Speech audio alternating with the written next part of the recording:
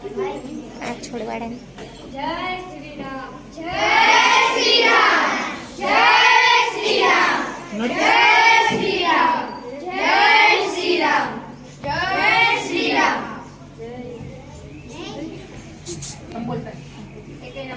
ભાઈ લક્ષ્મણ, આ અવાજ ક્યાંથી આવી રહ્યો છે? પ્રભુ, સામેથી કેટલાક લોકો આવી રહ્યા છે.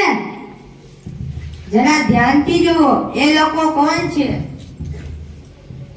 પ્રભુ, આ તો ભરત છે. સાથે ઘણા લોકો પણ છે. આપણે સાવધાન થઈ જવું જોઈએ. ભાઈ લક્ષ્મણ, તું કારણ વિના શંકા કરે છે. આટલા વર્ષો સુધી સાથે રહ્યા છતાં તું ભરતને જાણતો નથી? કેમ નથી જાણતો? તમને વનવાસ મોકલ્યા જે માનો દીકરો છે. એમાં બિચારા ભરતનો શું વાંક? લો, બધા અહીં જ આવે છે. જય શ્રી રામ જય શ્રી રામ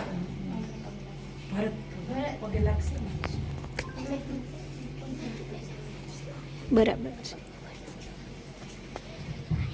સુખી ભવતુ સુખી ભવતુ સુખી ભવતુ સુખી ભવતુ સુખી ભવતુ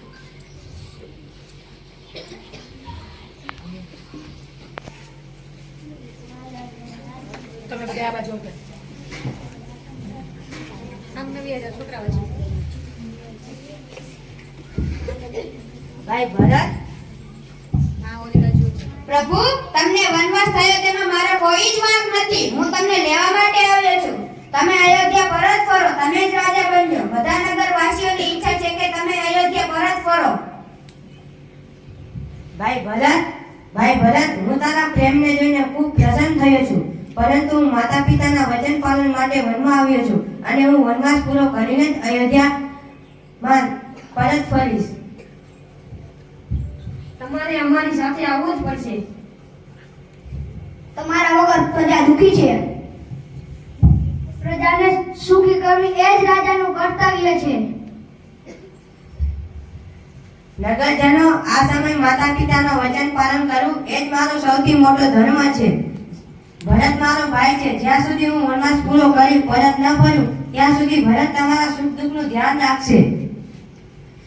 ભરતને તમે રાજા માનો, આ મારો આદેશ છે. સારું પ્રભુ, જેવી તમારી આજ્ઞા. પરંતુ મારી એક વિનંતી છે, તેનો તમે સ્વીકાર કરો. બોલ, તારી શું ઈચ્છા છે? તમે તમારી ચરણ પાદુકા મને આપો. ચરણ પાદુકાનું તમે શું કરશો? તેને હું સિંહાસન પર રાખીશ અને જ્યાં સુધી તમે અયોધ્યા ન ફરો ત્યાં સુધી હું એક સેવક બનીને પ્રજાની સેવા કરીશ.